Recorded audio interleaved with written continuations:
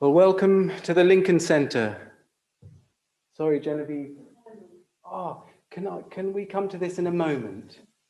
I'm just going to, we've got a little preamble leading to the candle, and Tom and I would like to do a particular invocation this afternoon.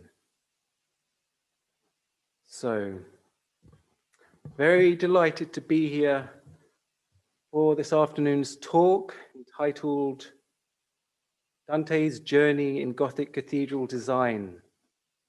My name is Daniel Doherty. I'm honored to be introducing Tom and to be attending this talk. Tom and I have been friends and colleagues since our student days, studying under the auspices of Professor Keith Critchlow at the Prince's School of Traditional Arts. My calculations are correct, Tom. That's pretty much an exact 19-year Metonic cycle since we first met. I have been eagerly looking forward to this talk in particular, as Tom was due to premiere the talk at a symposium I was organizing at Sacred Art of Geometry Studios back in June. But as we all know, what with one thing and another, it's taken a little bit of time until we are once again able to be together in person. So hurrah for that. And gratitude to the Temenos Academy for managing to organize a Michaelmas term program this year. Though pared back, nevertheless, and perhaps even more so than ever, vitally important, given that culture is on the ropes and rapidly going the way of the dodo, perhaps. Let's hope not. Thanks also to the Lincoln Center for hosting these Michaelmas term lectures. And of course, a big bravo to all of you for being here in person. Barring any technical mishaps, let us welcome our web stream audience, our webcast audience as well. Now, Tom and I, once the Temenos candle has been lit, would like to hold a moment's silence, followed by an invocation in acknowledgement of our dear teacher and mentor, Keith Critchlow, who, as I'm sure you are aware, crossed the threshold 6 months ago tomorrow, on the 8th of April. Keith's departing hour was the auspicious full moon hour of the closest, fullest, brightest moon of the year. And friends of Temenos are well aware of the enormous contribution that Keith made to the revival of the perennial philosophy through the resacralization of the arts. He was instrumental in supporting Kathleen Raine birth the Temenos Academy into being. The Academy's patron, His Royal Highness the Prince of Wales, has for decades been warning how we have become dangerously numb to the sacred. Keith's life work was to enable and elucidate a catharsis from the numbing and neglect of the sacred. For Tom and I, it was through Keith's inspirational lessons in geometry, the art of the ever-true, the eternally existent, where our souls turning and yearning began in earnest. The late, great John Michel called Keith our Pythagoras, a revealer of neglected truths and a teacher who has inspired and transformed generations of students from all parts of the world. Now, Keith would often commence, as I'm sure many of you remember, a class or talk with a 3-line Pythagorean invocation, a particular favorite invocation of his. So let us now light the Temenos candle, hold a moment's silence, and then Tom and I would like to share the invocation with you.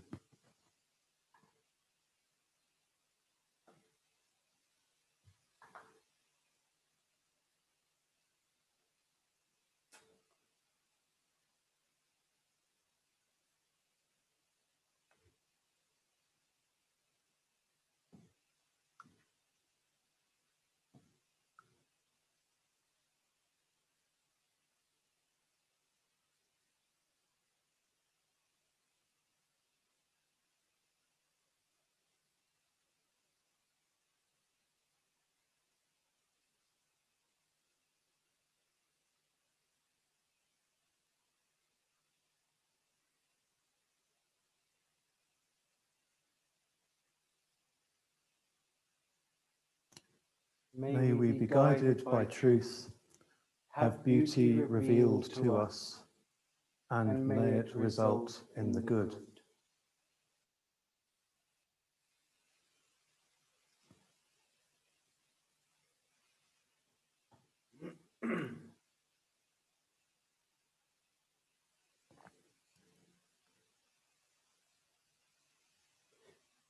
There will surely be further occasion to celebrate Keith's life and legacy when current clouds disperse, and we may once again freely come together, human being with fellow human being, sans fear, in love. Suffice for now to relate just one Keith initiative that I feel is especially pertinent to Tom's life journey and the theme of today's talk. It was a Kairos gathering, Kairos being the educational charity set up and led by Keith to nurture and promote the arts of the quadrivium.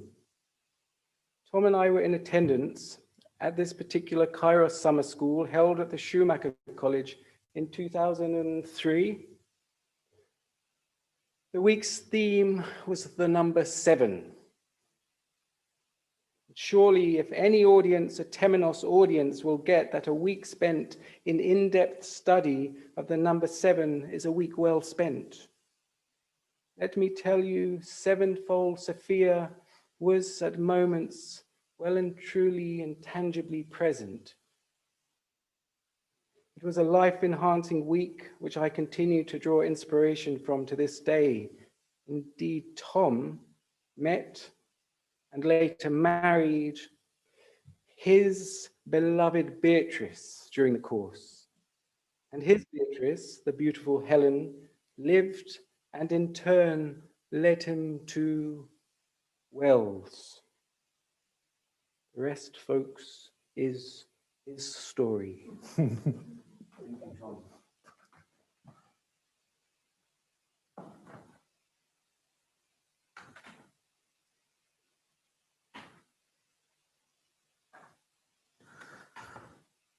Thank you, Daniel. Great introduction, as usual. As Daniel mentioned, Keith died on the full moon in April. Now, this was also a full moon that was significant to Jews, Christians, and Muslims. This is such typical Keith. Keith would always be wanting to try and show the unity of multiplicity, the unity of tradition. And so the full moon on which he died was the Passover full moon for Judaism, which is therefore also the Paschal full moon during Easter week. And it so happens that this year it was also the full moon prior to Ramadan, which is an important full moon in Islam. So even in Keith's passing, he's still wanting to remind us of the one, but also particularly how the one shows itself through the many.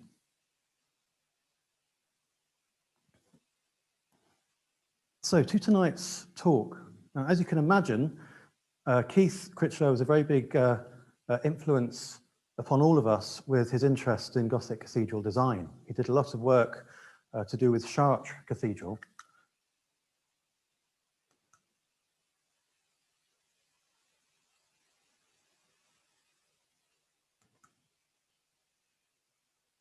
And here Keith is with a model and a 2D image of Chartres Cathedral. But as Daniel said, it was when I got guided down to Wells by my wife, who's a stained glass conservator in Wells, and the woman that she was lodging with gave me a ground plan about 10 years ago. And I'd been working with Islamic patterns at the Prince's School. And so this was something quite new to actually look at a Gothic cathedral ground plan. Now, I'll show you in a second, the thing that first drew me in was actually a Marian form. It was the pentagonal east end of the cathedral, which is a lady chapel. And there's a whole load of fivefold symbolism relating to the Virgin Mary, which develops from about the 1100s onwards. The fivefold rosary, which is an image of the fivefold rose, and also Stella Matutina, the morning star, the planet Venus, which, as we'll see, has a fivefold movement in terms of how it moves in relation to Earth.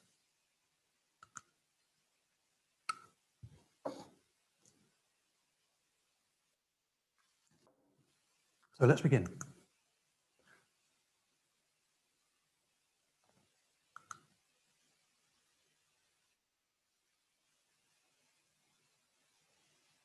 Now, if you read the description of this talk, you'll be aware that I'm going to be talking about a journey.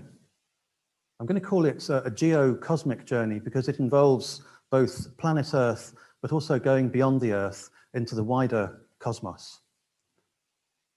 Now, this journey is something that happens in various different traditions, and it follows a very similar course of first having to go down to the very lowest point before it then becomes possible to ascend to the highest point. Now, the particular version of this story that I'm going to be looking at is the Christian version, which focuses on that journey of Christ, where he first goes down into the underworld and then rises on Easter Sunday and then ascends afterwards. But I'm not going to look at it so much in the Divine Comedy, but rather point out how that same journey seems to be in the design of the ground plan of the first English Gothic cathedral.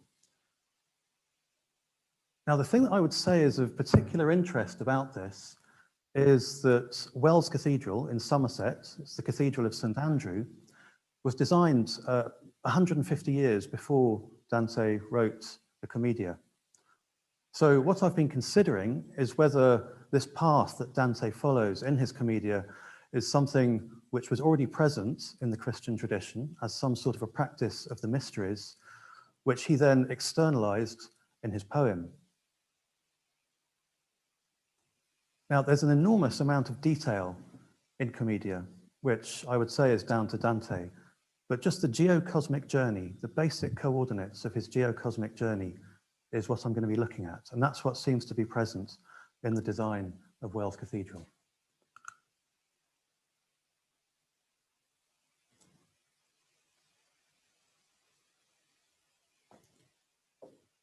Now, this journey could also be described as one of initiation, and this is really how I'll be talking about it as we go along.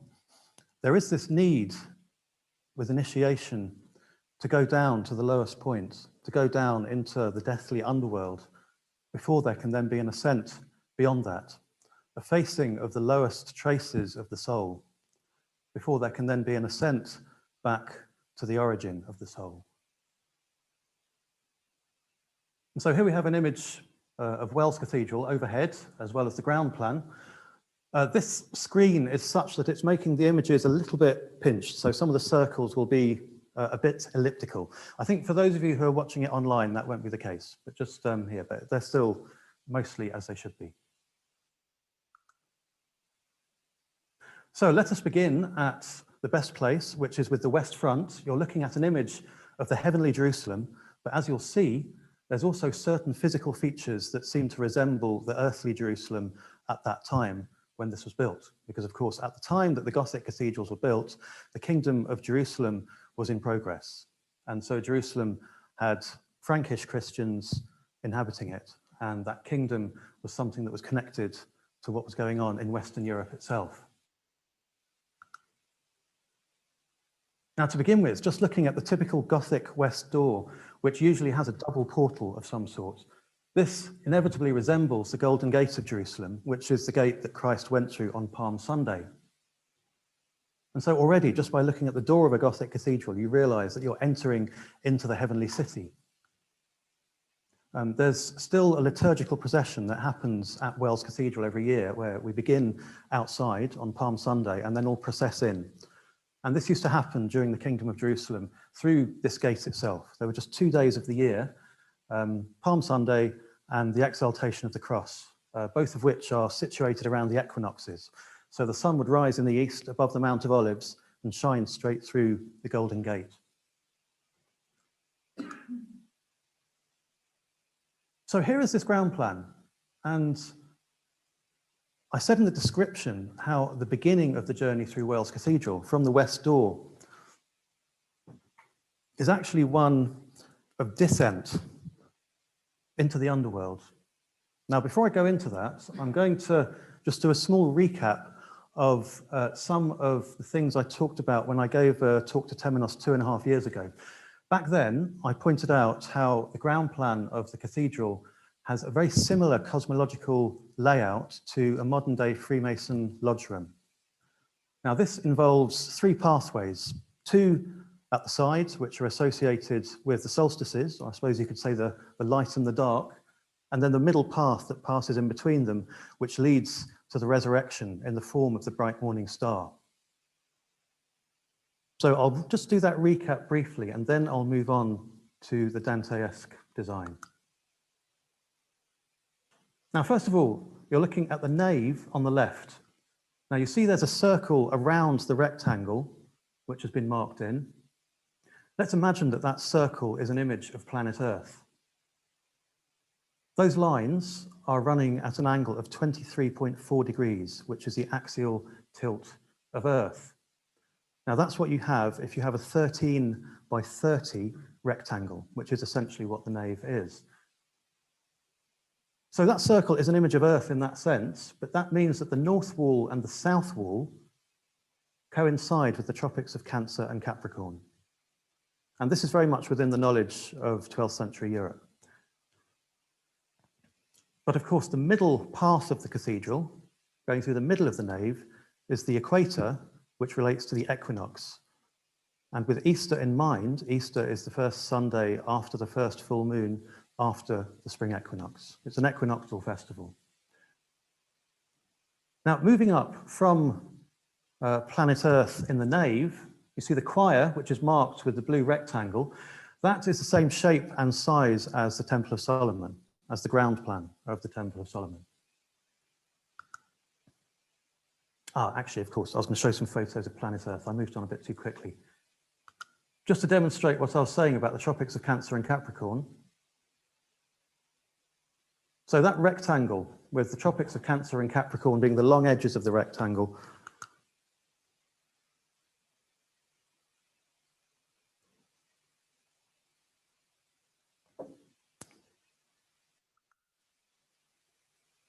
so now let's move up to the Temple of Solomon. Now, the Temple of Solomon is the central place. In the Jewish tradition, Jerusalem is at the center of the world, the temple is at the center of Jerusalem, the Holy of Holies is at the center of the temple, and at the center of the Holy of Holies is the Ark of the Covenant and the foundation stone, which is holding down the chaos of the abyss. Now, of course, a church is orientated in an opposite way. The Temple of Solomon has the Holy of Holies at the western end, and you would come in here at the eastern end, whereas in a church, it's the other way around. And so you're entering and moving eastwards towards the rising of the bright morning star. There are two pillars here, which reflect Jachin and Boaz, the pillars at the door of the temple. So the orientation of the temple is still showing itself in terms of that.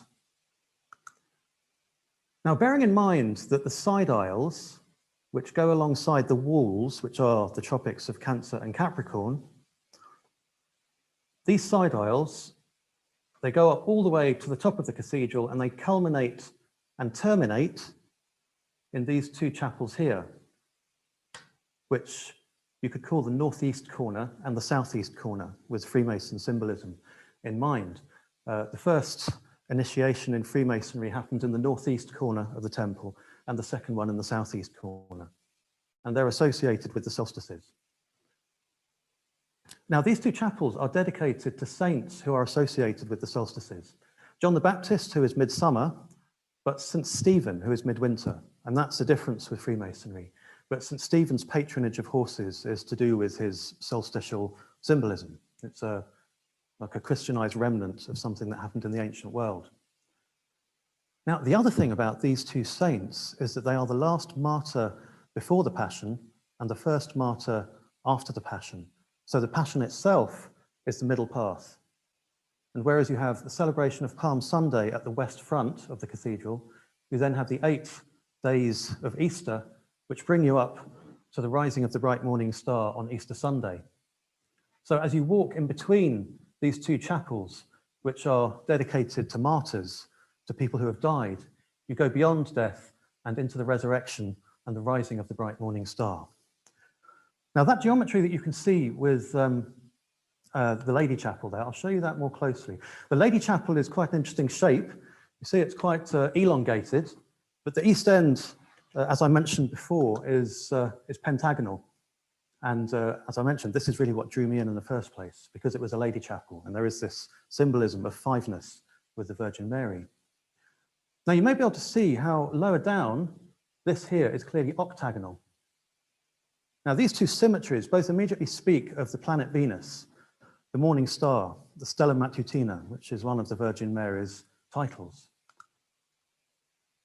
When we turn this pentagon into a pentagram star, you see how the lines, these axes, they go down the middle axis of the cathedral, the legs go down the middle axes of the side aisles, and the arms go down the middle axes of the chapels. So you inevitably have a golden ratio relationship of 1 to 1.618, because that's what you find in fivefold symmetry.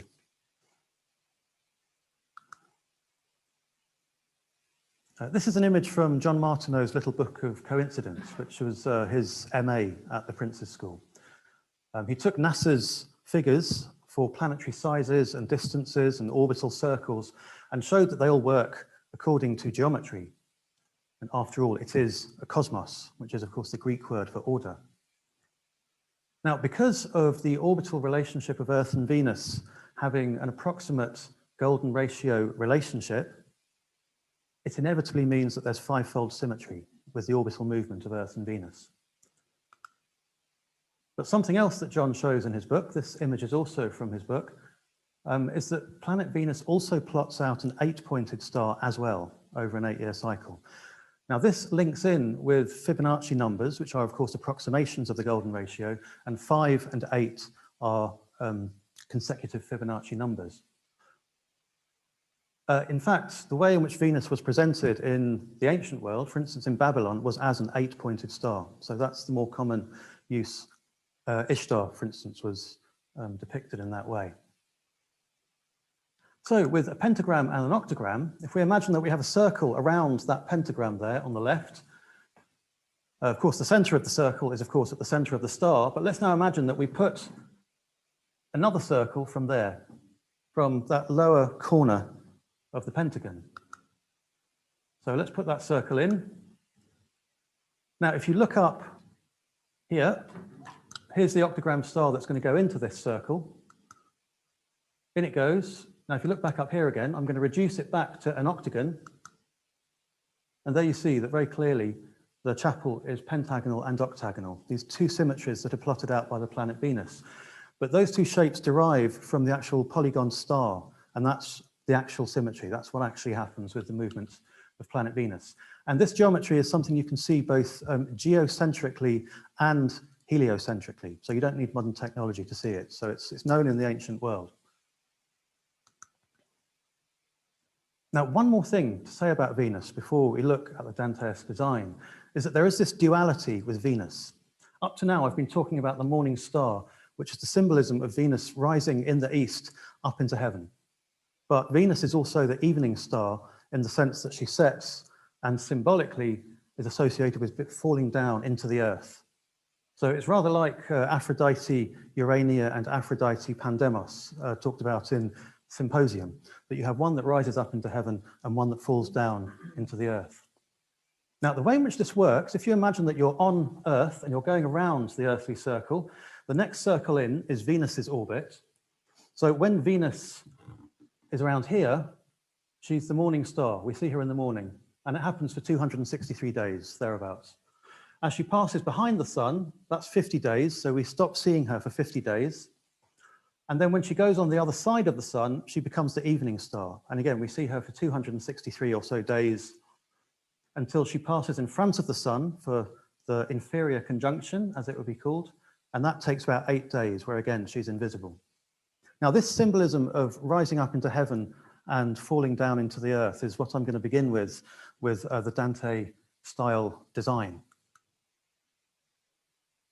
But before I do that, just to say, we have the solstitial pathways leading up to the solstitial saints, and then there's the middle path, which leads to the resurrection of the bright morning star.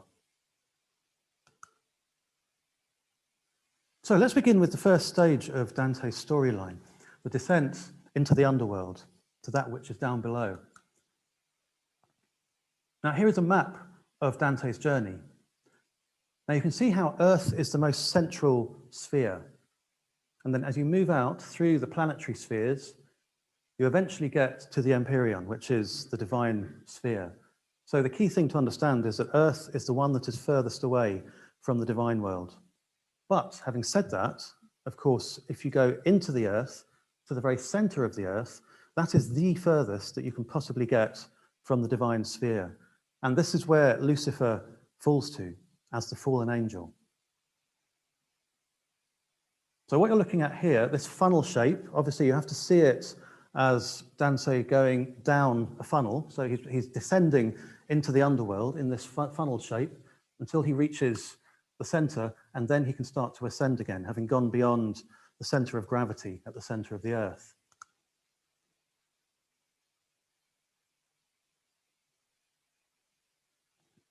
This is a painting by Botticelli, which shows it the other way up. So you've got Earth at the top, see where the greenery is, and then you've got that funnel gradually getting more and more constrictive as one goes down. Now, I have to say, I'm no expert on Dante. I'm a recent student, but I want to mention just a few names of people who are involved in the Temenos Academy who have done a lot of work on Dante. On the Temenos website, there are 21 talks, each about an hour long, by John Allett. That's a great resource. Jeremy Nadler does a book reading group as part of the perennial philosophy course for the Temenos Academy. Andrew Frisardi does talks for Temenos now and then, and there's a couple of books by Andrew. So I'm doing a plug here for getting the very, very wonderful books. There's also the Temenos Academy Review 21 has got something written by Andrew Frisardi and also Daniela Boccassini.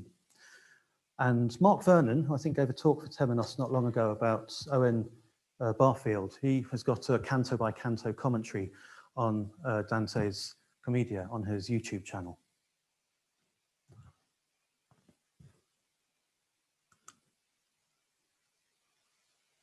So let's look at Lucifer. Lucifer is a character who develops in the Middle Ages in Christianity, and there's various aspects of the storyline, but the one where he gets his name is from Isaiah. Now, in a piece written by Isaiah, he's actually talking about the king of Babylon, but from this develops the idea of a character called Lucifer, who is a fallen angel.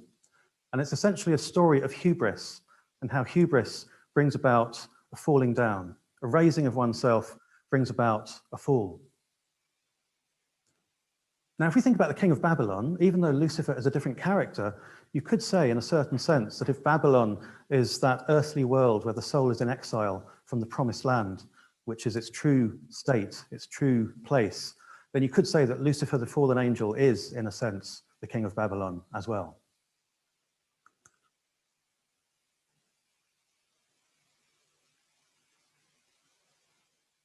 How you are fallen from heaven, O Lucifer, son of the morning. How you are cut down to the ground, you who weakened the nations.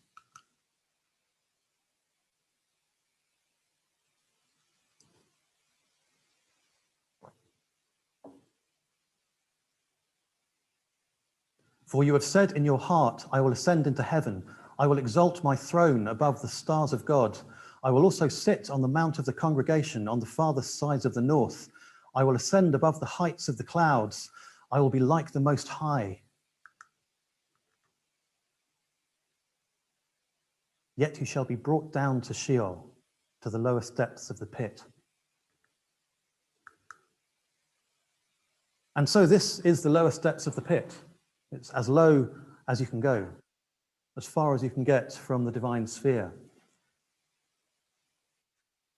Now, something to understand about the story, because Lucifer does actually mean morning star. It's the Roman name for the morning star. But that storyline you just read there is about both the morning star and the evening star at the same time, because his fall is that of the evening star. His rise, a hubristic rise, wanting to raise himself to divine status, inevitably results in his fall as the evening star.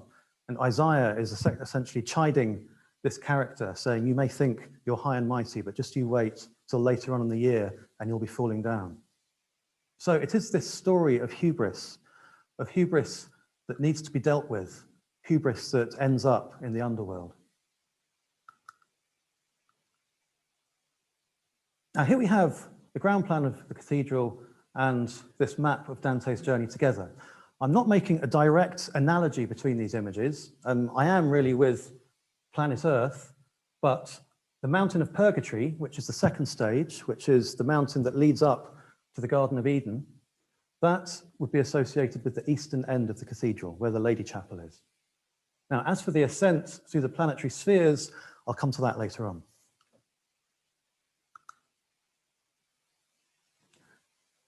Here is the nave of the cathedral at Wells. Now, I accept it doesn't look underworldly at all. It's particularly beautiful, in fact, but it does seem to have this underworld symbolism within it as part of what's there. The symbolism in the cathedral is very multifaceted, but this is one aspect of what's there. Now, let's take a look at the ground plan. Here we have the center of the earth. Now, if we look at that in relation to here, it's simply a floor spot. It's a point in the middle of the central aisle. There's nothing that can be depicted in such a place. But there are depictions at the top of these pillars. And so you can see where the pillars are in the grid that I've drawn on here. Now, this one here, this pillar immediately adjacent to the center of the earth, the one that's right next to it on the south side, there's an image of Lucifer.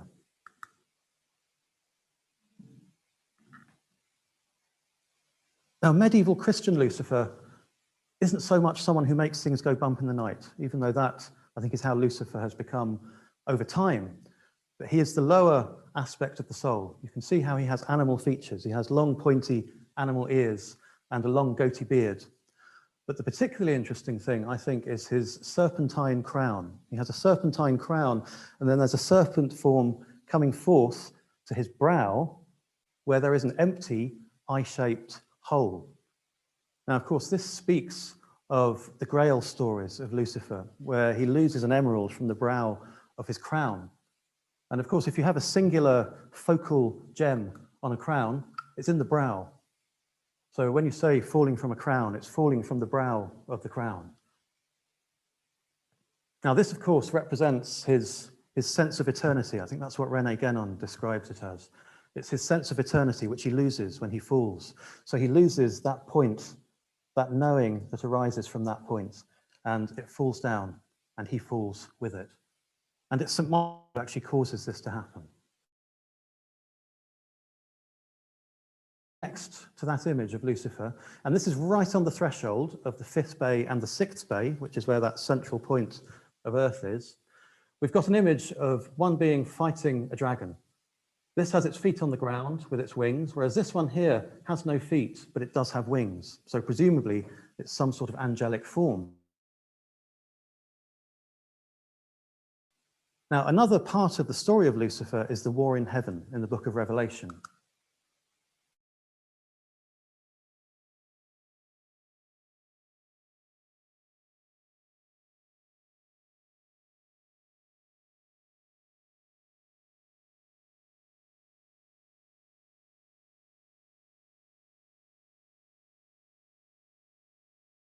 Taking place, that which actually led to the fall of Lucifer down to the center of the earth. And if we carry on that quote from the Bible,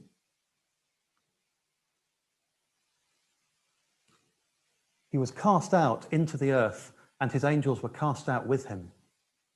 Now, on the exact opposite side of the pillar from where Lucifer is, there are these two not so happy looking faces with the same animal ears as Lucifer.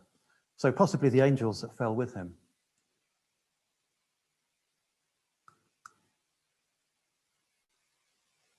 So in this sense, as well as the morning star rising in the east that you can see up at the east end of the cathedral, there is also the evening star falling down into the earth. And this brings us to these two themes which really go together.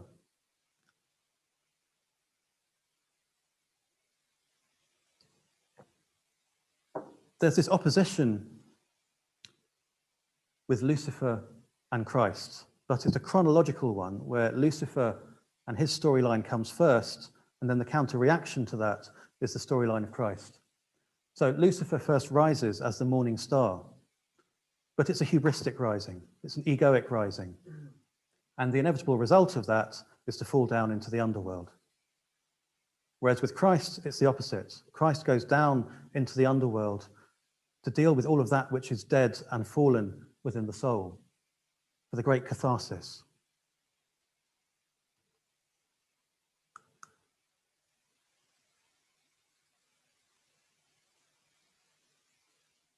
And this can be summed up really by this quote from the Gospel of Matthew. And whoever exalts himself will be humbled, and he who humbles himself will be exalted.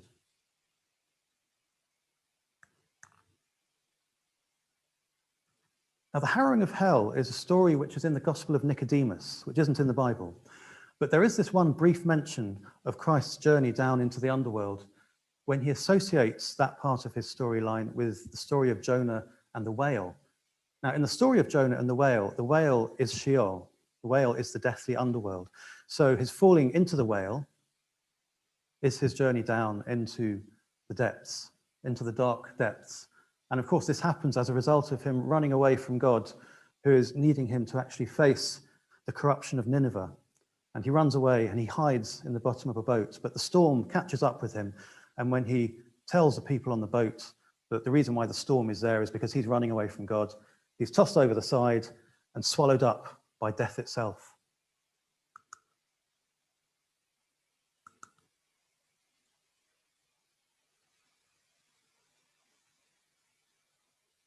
For as Jonah was 3 days and 3 nights in the belly of a huge fish, so the Son of Man will be 3 days and 3 nights in the heart of the earth.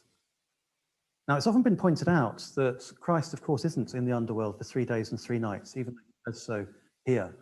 Inanna, the Sumerian planet Venus, is in the underworld for 3 days and 3 nights.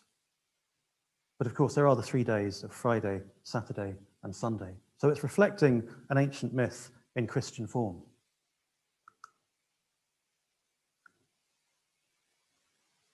Now, if there's one person in English history who surely must have been involved in the culture of initiation, it must be the Gawain poet. When you look at his storylines, he's so clearly coming from that angle.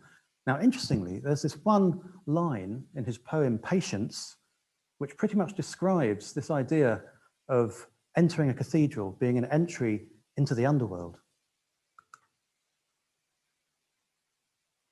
Patience is about Jonah, by the way.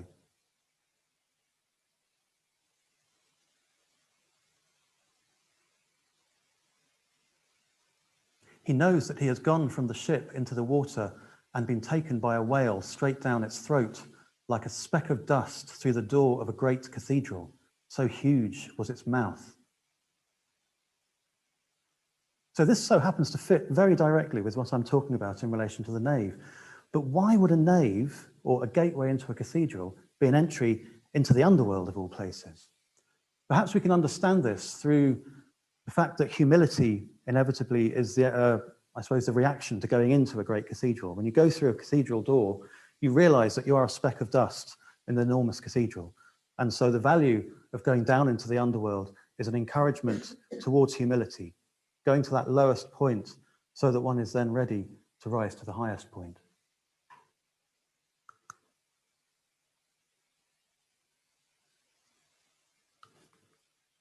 Rupert, could you get rid of, oh, it's gone, yeah. Now, the Harrowing of Hell, let's just look at the word harrow. A harrow is one of these things here, which you can see in this medieval image. It's something which refines the ground and prepares it for the sowing of the seed. It breaks up the large clods of earth, which would choke anything wanting to grow, any greenness that's wanting to rise up and ascend towards the light of the sun. And so again, we have this notion of, I suppose, getting rid of those large clods of ego and pride that would get in the way of an ascent. So there needs to be this dealing with that which is lower within the soul before there can then be a recognition of that which is higher. Now, there's a rather beautiful quote from the Gospel of John that pretty much sums this up, and really the idea of how there needs to actually be a death in the underworld, or at least the death of a certain part of the soul, a lower part of the soul, so that the higher part of the soul can be part of a rebirth.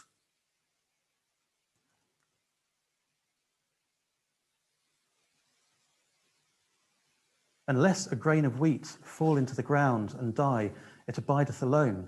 But if it die, it bringeth forth much wheat. Now, another example of this type of symbolism in the Gospel of John is with the Pharisee character Nicodemus. The various mentions of Nicodemus all seem to be to do with this initiatic dimension of descent into the underworld. For a starter, he meets Christ in the darkness of night. He goes to Christ in the night to have a conversation, and this is what comes up in their conversation.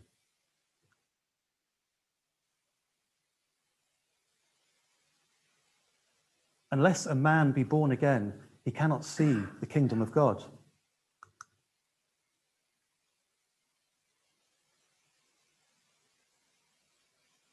Nicodemus said unto him, how can a man be born when he is old? Can he enter a second time into his mother's womb and be born?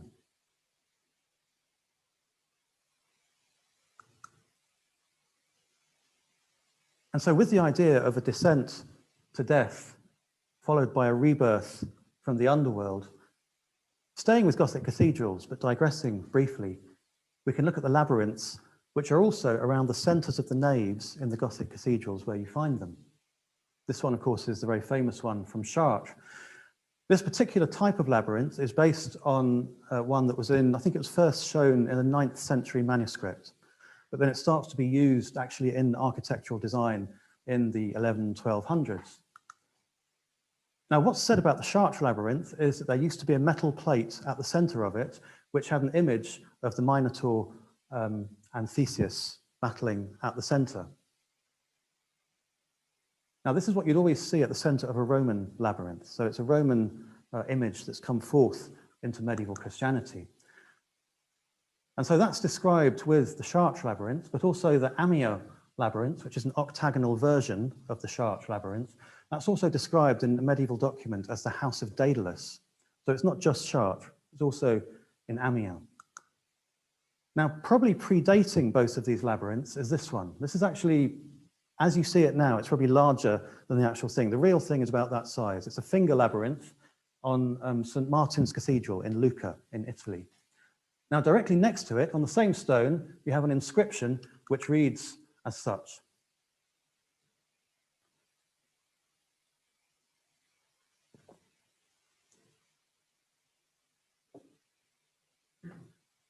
This is the labyrinth built by Daedalus of Crete. All who entered therein were lost, save Theseus, thanks to Ariadne's thread.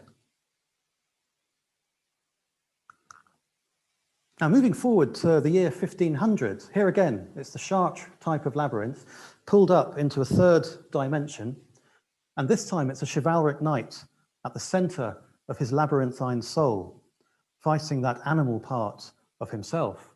And so we see in chivalry something that is essentially a spiritual path. It's always talked about as an outward mode of conduct, but of course chivalry, it's to do with the horseman. It is to do with the taming of the animal, because the Minotaur is half human and half bull. Now, the Minotaur came into existence as a result of pride and lust. King Minos was given a white bull, and he was given it by Poseidon, and he was supposed to sacrifice it to Poseidon. But he liked the look of it, so he put it to one side and sacrificed one of his own bulls. Now, Poseidon was utterly furious by this, and so he got Venus to get Pasiphae, Queen Pasiphae, the wife of King Minos, to fall in lust with this white bull, and together they have the Minotaur. So the Minotaur is the product of this, I suppose, negating of what's been of a divine sanction, and then a collapsing into lust. Now, lastly, the last one to show is the way Crete is depicted on the Hereford Mappa Mundi. Crete is, of course, where the Minotaur storyline takes place. Europe, Africa, Asia, the old world map. And this is the Mediterranean. Now here is Crete, and I'll show you a close-up of it. And what do you see? The Chartres labyrinth with labyrinthus Id est domus Daedali. I didn't do Latin, so I'm afraid I can't pronounce that well. But it's the house of Daedalus, again. So this is just such a common feature in medieval Christianity.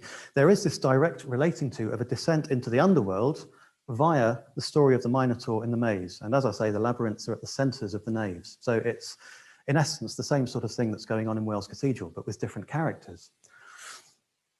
The tradition in medieval Christianity of having an allegorical interpretation where a New Testament story is reflected in an Old Testament story, it's essentially the same as this, but just doing a sidestep from the Old Testament tradition into another ancient wisdom tradition, which we know that there was a great interest in various different wisdom traditions in the 12th century.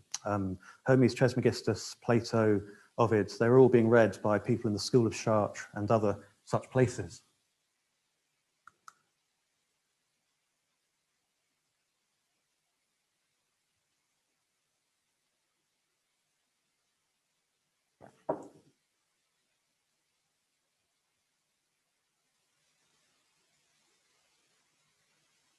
Now, before we start ascending, I just want to draw this analogy. There clearly seems to be a connection between this morning and evening star symbolism in Christianity and also the symbolism of the serpent. The serpent descends in the sense of Lucifer falling in the war in heaven and also the fall of humankind occurring as a result of the serpent.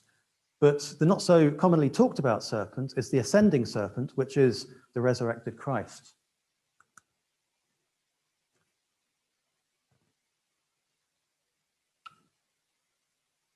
And as Moses lifted up the serpent in the wilderness, even so must the Son of Man be lifted up. So this allegorical connecting with Moses' staff is where this ascending symbolism of the serpent comes from. So as well as having that serpent that falls to the center of the earth, there's also the serpent that sheds its skin as it resurrects and rises. Now, this symbolism of the ascending serpent is there within an Orthodox crozier. This is a Syriac Orthodox crozier. Of course, crozier does come from the word cross. So even though we think of a crozier, a bishop's staff, as being the shepherd's crook, which they are generally in the Western church, properly speaking, it is a cross. It is an axial symbol. And of course, it looks so much like Caduceus, Hermes' staff. And it is, I suppose, rather like the middle path with the two side paths that I've been talking about earlier with the cathedral design. So when you see a serpent in a crozier, it relates to the ascending serpent, to the resurrected Christ. And so when we look at this crozier here, there's a fascinating connection to make, because this is the crozier of Bishop Jocelyn, who is one of the main people who built Wells Cathedral. Now, as you can see, it has both serpent storylines. Here's St. Michael battling with the serpent, who then falls. But the whole thing is encompassed by the ascending serpent, who overcomes that fall. Now, there's even a local dragon legend in Wells to do with Bishop Jocelyn. It's still talked about a lot in the Bishop's Palace and whatnot. There's a mosaic on the floor around the back of the Bishop's Palace too. So it's still this talked about story of how Bishop Jocelyn slayed a dragon back in the 1200s. And here in his crozier, he has the whole storyline from the beginning to the end.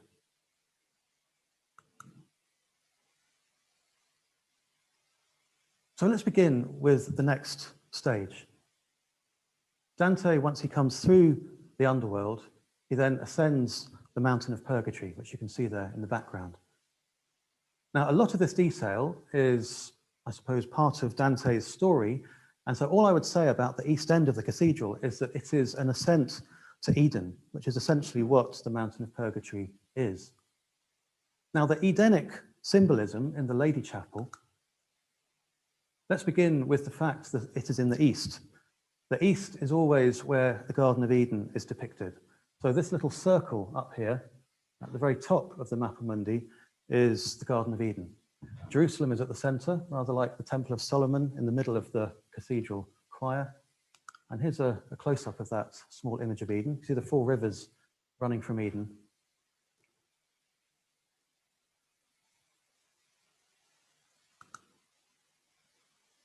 Now, another dimension of this garden symbolism is the hortus conclusus, which is an image of the Virgin Mary, the enclosed garden. Now, it's essentially an image of the Virgin Mary's womb, but then, of course, the whole idea of emptiness and the emptiness making it possible to actually receive the Word, the divine Logos. And so this is another aspect of that, I suppose, Edenic symbolism, the Edenic state that the Virgin Mary is an embodiment of. As the intercessor, she is the one who has the direct vision of the sun when it's still below the horizon, when she's the morning star, and she's illuminated by it, and she shines the light down to human beings on earth who can't see the sun yet because the sun hasn't risen above the horizon. Now, another part of this Eden symbolism with the Virgin Mary is thornless rose, one of her titles. Roses are said to have grown in the Garden of Eden, but when the fall happened, then the thorns grew on the roses. And this you can see very clearly in stories like Sleeping Beauty, where there's the exile from the castle, and that which is, I suppose, spiritually awake within us falls asleep, and the whole thing becomes grown over by thorns. And we have to find our way through the thorns of the passions to find our way back into the castle, to reawaken that which has fallen asleep within us. Sunrise and springtime are the equivalents within the daily cycle and the annual cycle, and they both have this association with the East. So again, more symbolism of the East and the Garden of Eden. And eternal springtime is really what's being talked about here, being in an eternally green state. Now, John Milton, he describes the Edenic state in Paradise Lost. He describes this eternal springtime, and he describes it geocosmically. He says that that 23.4-degree angle of the axial tilt of Earth wasn't there before the fall. It was like this. So there was a continual, so if this is the equator of the Earth and the sun is over there, the equator is permanently close to the sun. So there's a continual equinox, there's an eternal springtime, an eternal equinoctial springtime, there's eternal greenness sprouting forth. But having said that, the autumn equinox is harvest. So there's also eternal harvest, eternal green springing forth, eternal harvest, all at the same time. And you can see that geocosmically expressed in the cathedral, because of course, if there was only the equinox and no solstices, there would be no nave. There would just be a middle path leading up to the Garden of Eden in the Far East.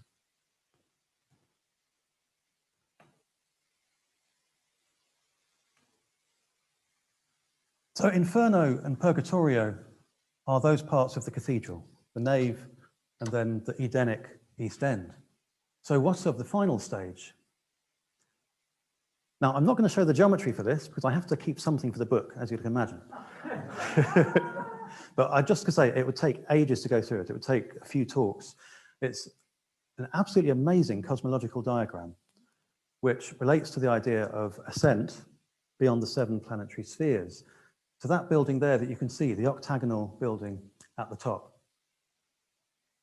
Now, the ascent, again, is from the Temple of Solomon, in the same way as you could say that this ascent is from the Temple of Solomon. But it's an ascent northwards. Now, if we think about a journey through the planetary spheres, inevitably it would be going northwards if we think of the celestial North Pole as being the central pivot of the 8th heaven. The 8th heaven of the fixed stars move around the celestial North Pole. Now, whereas Stella Matutina is a title of the Virgin Mary and relates to the east, Stella Maris is the celestial North Pole, the star of the sea, because when you're out at sea, everything is in a perpetual state of change. But if you look to the star, the North Star, that is the one thing that remains constant. And so in that sense, the Virgin Mary is the heavenly guide, this female heavenly guide, rather like Beatrice. And she takes the sailor back to the safety of port because they can navigate once they see the North Star. Now, the other thing about the north is, of course, that this is where Lucifer aspires to get to. I will also sit on the Mount of the Congregation on the farthest sides of the north. So this northern point, this highest point, is his aspiration, but which he misses as a result of his hubris.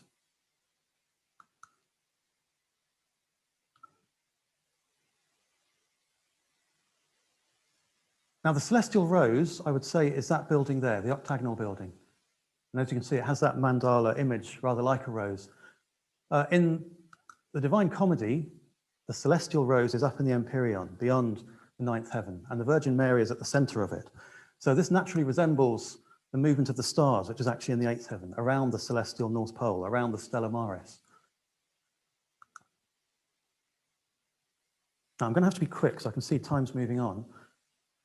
There's an inscription in the York Chapter House which is another one of these octagonal buildings. Ut rosa flos florum sic est domus ista demorum. As the rose is the flower of flowers, so this is the house of houses. And this is an image of the ceiling in York Minster. And this is the equivalent octagonal chapter house at Wells. Now, the other one I've been looking at, other than these two, is the one at Southall, which has all these amazing green men in it.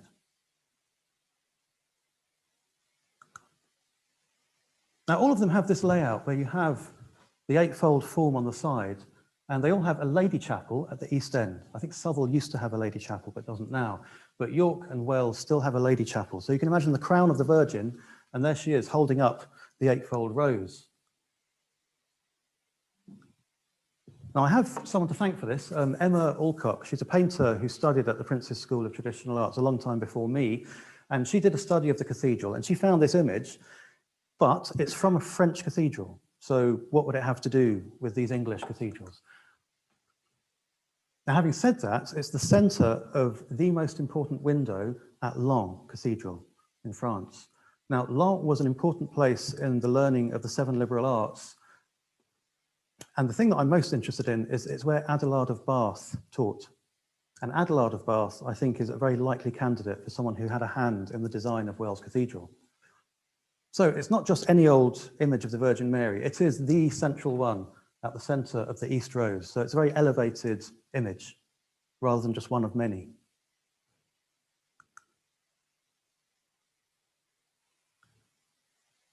There's a great deal more that I'd like to go into, but at this point, I think I'll probably bring the talk to a close, but I want to make just one last point, and it's to do with the Knights Templar.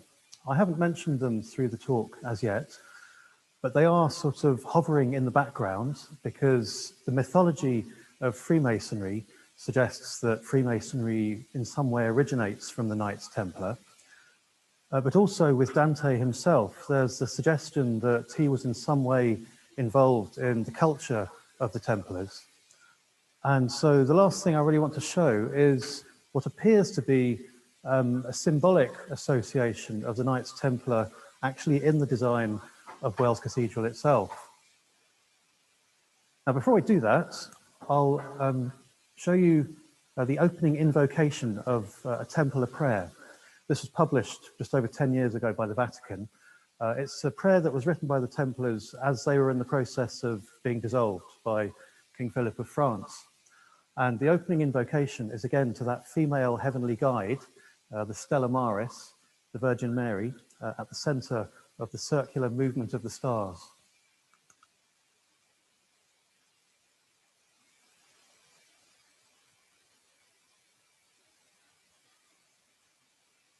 May the grace of the Holy Spirit be present with us. May Mary, Star of the Sea, lead us to the harbor of salvation. And so again, the harbor of salvation is that place up in the 8th heaven where the Virgin Mary is at the center of the circular movement, the Stella Maris, the Star of the Sea. So finally, looking at the design of the cathedral, there's a very interesting possibility in relation to the topographical layout of the choir and the octagonal chapter house, which is to the north of it. Now, as I mentioned earlier, the choir is the same size as the Temple of Solomon, a 20 by 60 cubit rectangle. So it's the same size as the floor plan. And then immediately to the north of the Temple of Solomon, as it were, there's the octagonal chapter house and undercroft. Now, if we look at the topographical layout of the Temple Mount in Jerusalem, and of course, when Wells Cathedral was designed, the Kingdom of Jerusalem was in progress, which was the Crusader kingdom. And at that time, on the Temple Mount, the Al-Aqsa Mosque and the Dome of the Rock were Christianized. So they were viewed as Christian buildings. Now, the Al-Aqsa Mosque was where the Knights Templar were based, and it was actually known as the Temple of Solomon. Immediately to the north of it, the Dome of the Rock was known as the Temple of the Lord. So for this brief period of about 90 years, they were Christianized. And then for the past 800 or so years, they went back to being Islamic buildings again. Now, if we look at the idea that there's the Temple of Solomon, as it were, the Al-Aqsa Mosque, to the south, with an octagonal building to the north of it, then we see something that looks very similar to the design of Wells Cathedral, where you have the Temple of Solomon-shaped choir and an octagonal chapter house immediately to the north of it. Now, what this does, of course, is to associate the Knights Templar with the center of the cathedral, the heart of the cathedral itself. So in this sense, this whole initiatic journey that we've been looking at for the whole talk, first through the underworld, and then the ascent to Eden, and finally the ascent to the rose of divine love, looks possibly as if it has something to do with the order of the temple. Now, if you're interested in purchasing my book about this, I'm going to be setting up a pre-order system very soon. So if you write and express your interest to thecosmosinstone@gmail.com, and it'll have all of the stuff I've been talking about in this talk, plus a great deal more. So thanks for listening.